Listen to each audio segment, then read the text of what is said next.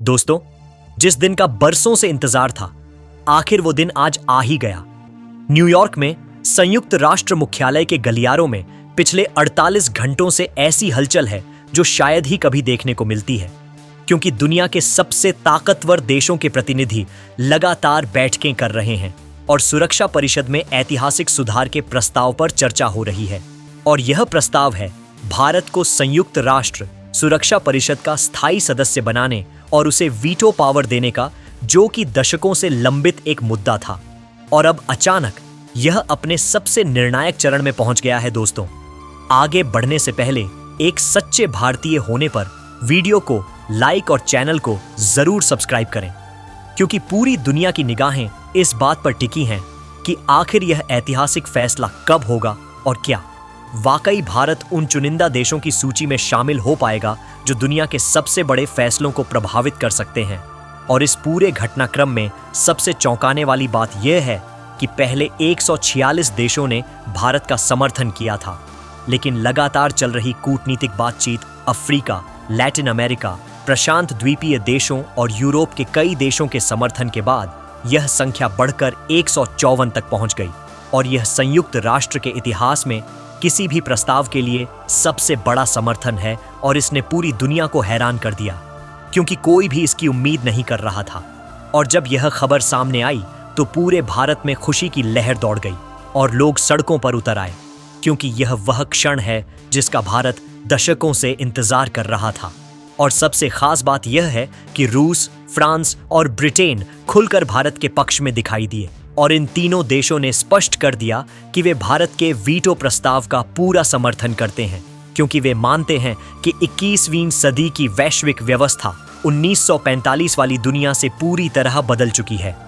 और अब दुनिया की सबसे बड़ी आबादी वाले 5वीं सबसे बड़ी अर्थव्यवस्था तथा प्रमुख सामरिक शक्ति भारत को सुरक्षा परिषद में स्थायी स्थान मिलना चाहिए। और यह तर्क इतना मजबूत था कि किसी भी देश के लिए इसे नकारना मुश्किल हो गया और चीन भी अपनी पुरानी आपत्तियों को नरम करते हुए भारत के साथ रणनीतिक संतुलन बनाने की दिशा में आगे बढ़ा, क्योंकि बीजिंग ने समझ लिया कि बदलती वैश्विक राजनीति में भारत के साथ टकराव के बजाय सीमित सहयोग अधिक लाभदायक हो सकता है। और इसलिए चीन ने संकेत दिया कि वह इस बार भारत के प्रस्ताव को रोकने की कोशिश नहीं करेगा। लेकिन दूसरी तरफ अमेरिका में राष्ट्रपति डोनाल्ड ट्रंप के नेतृत्व वाला प्रशासन इस प्रस्ताव पर कड़ा रुख अपनाता है और सुरक्षा परिषद में अपने प्रभाव का इस्तेमाल करने की कोशिश करता है, क्योंकि अमेरिका को डर है कि अगर भारत को वीटो मिल गया तो वैश्विक शक्ति संतुलन बदल जाएगा और अमेरिका का दबदबा कम हो जाएगा। और इसीलिए अमेरिका ने अपने पारंपरिक सहयोगियों को भारत का विरोध करने के लिए मनाने की कोशिश की, लेकिन उसे बहुत कम सफलता मिली, क्योंकि ज्यादातर देशों ने भारत का समर्थन करना ही बेहतर समझा। और पाकिस्तान में प्रधानमंत्री शहबाज शरीफ की सरकार इस घटनाक्रम को अपनी विदेश नीति के लिए बड़ा झटका मानती है, क्योंकि पाकिस्तान हमेशा से भारत के खिलाफ रहा है और उसने हर संभव कोशिश की कि भारत को वीटो ना मिले। लेकिन इस बार उसकी सारी कोशिशें बेकार गईं और तुर्की के राष्ट्रपति रेसेप तैयब एर्दोगान ने खुलकर भारत का विरोध किया और कई देशों को अपने पक्ष में लाने की कोशिश की, क्योंकि तुर्की भी संयुक्त राष्ट्र में अपनी जगह बनाना चाहता है और वह भारत को अपना प्रतिद्वंदी मानता है। लेकिन उसे भी ज्यादा सफलता नहीं मिली, क्योंकि 154 देशों का समर्थन इतना बड़ा था कि कोई भी विरोध उसे प्रभावित नहीं कर सकता था। और सऊदी अरब ने भी शुरुआती दौर में सावधानीपूर्ण रुख अपनाया और क्षेत्रीय संतुलन बनाए रखने की कोशिश की, लेकिन बाद में उसने भी भारत का समर्थन करने का फैसला किया, क्योंकि भारत के साथ उसके व्यापारिक और रणनीतिक संबंध बहुत मजबूत हैं। और इस पूरे घटनाक्रम के दौरान संयुक्त राष्ट्र महासभा में कई देशों के प्रतिनिधियों ने भारत के पक्ष में ऐतिहासिक भाषण दिए, जिनमें अफ्रीका, दक्षिण अमेरिका, इंडो पैसिफिक और यूरोप के कई देशों ने यह तर्क रखा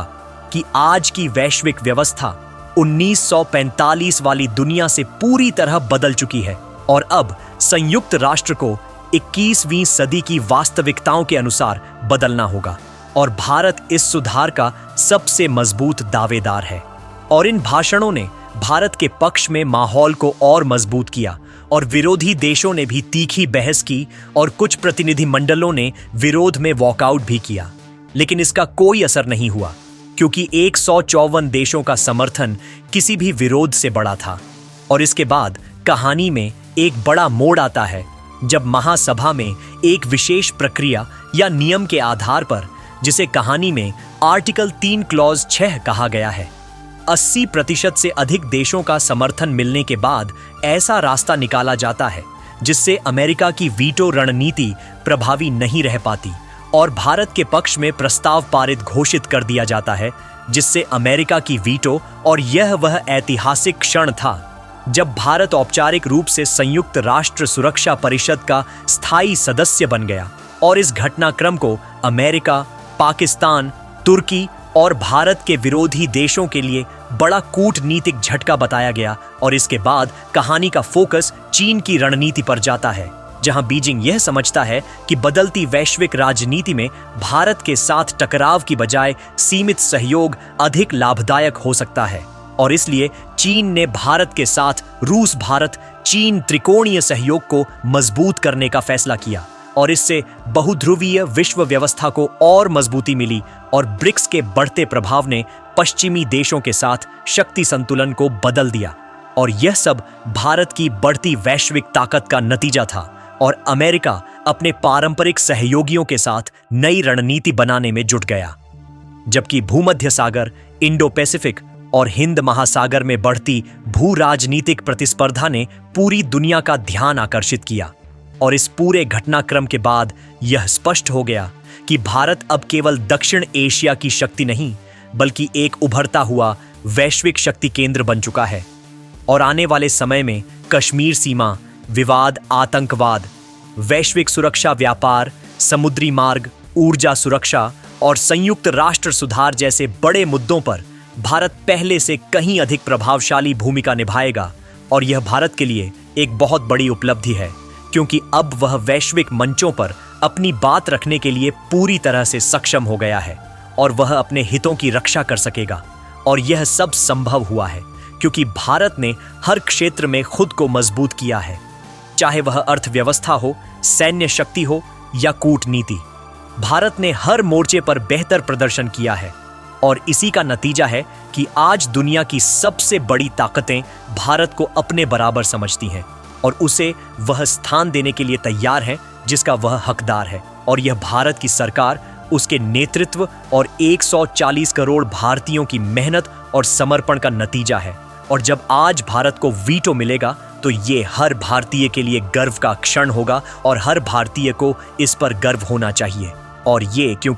क्योंकि ये हम सब की जीत है और यही वो समय है जब हमें एकजुट होकर अपने देश का समर्थन करना चाहिए और उसे आगे बढ़ने के लिए प्रोत्साहित करना चाहिए, क्योंकि भारत का भविष्य उज्जवल है और वह दुनिया में अपनी उचित जगह बनाकर रहेगा। और अब जब भारत को वीटो मिलने वाला है तो यह देखना भी बहुत दिलचस्प होगा कि इसके बाद वैश्विक राजनीति में क्या बदलाव आते हैं। क्या अमेरिका और रूस के बीच संतुलन बदलता है? क्या चीन अपनी नीतियों में बदलाव करता है? और क्या पाकिस्तान को अपनी गलतियों का एहसास होता है, क्योंकि भारत के वीटो का सबसे बड़ा प्रभाव पाकिस्तान पर पड़ेगा, क्योंकि अब भारत कश्मीर, आतंकवाद और सीमा पार घुसपैठ जैसे मुद्दों पर पाकिस्तान को कड़ी चेतावनी दे सकेगा और अंतर्राष्ट्रीय मंचों पर उसे घेर सकेगा। और यह पाकिस्तान के लिए बहुत बड़ा झटका होगा, क्योंकि वह अब भारत के खिलाफ पुरानी चालों का सहारा नहीं ले सकेगा और भारत सीधे उसके खिलाफ आतंकवाद का सबूत पेश करके उस पर प्रतिबंध लगाने की मांग कर सकेगा। और यह भारत की कूटनीतिक जीत होगी। और इसके अलावा वीटो मिलने से भारत की आर्थिक स्थिति भी मजबूत होगी, क्योंकि अब वैश्विक संस्थाओं में भारत की आवाज अधिक सुनी जाएगी और वह अपने हितों को बेहतर ढंग से प्रोटेक्ट कर सकेगा। और साथ ही भारत का वैश्विक निवेश आकर्षण भी बढ़ेगा, क्योंकि विदेशी निवेशक एक मजबूत और स्थिर भारत में अधिक निवेश करना चाहेंगे और इससे भारत की अर्थव्यवस्था को एक नया बूस्ट मिलेगा। और यह सब भारत के लिए बहुत अच्छा संकेत है, क्योंकि भारत तेजी से विकास के पथ पर अग्रसर है और उसे ऐसे कदमों की बहुत आवश्यकता है। और वीटो पावर भारत को वैश्विक स्तर पर वह स्थान देगी जिसका वह लंबे समय से हकदार था और अब जब अमेरिका और रूस दोनों ने इसका समर्थन कर दिया है और 154 देशों ने भी अपनी सहमति दे दी है, तो यह लगभग तय है कि भारत को वीटो मिलेगा और यह भारत के इतिहास का एक स्वर्णिम अध्याय होगा जिसे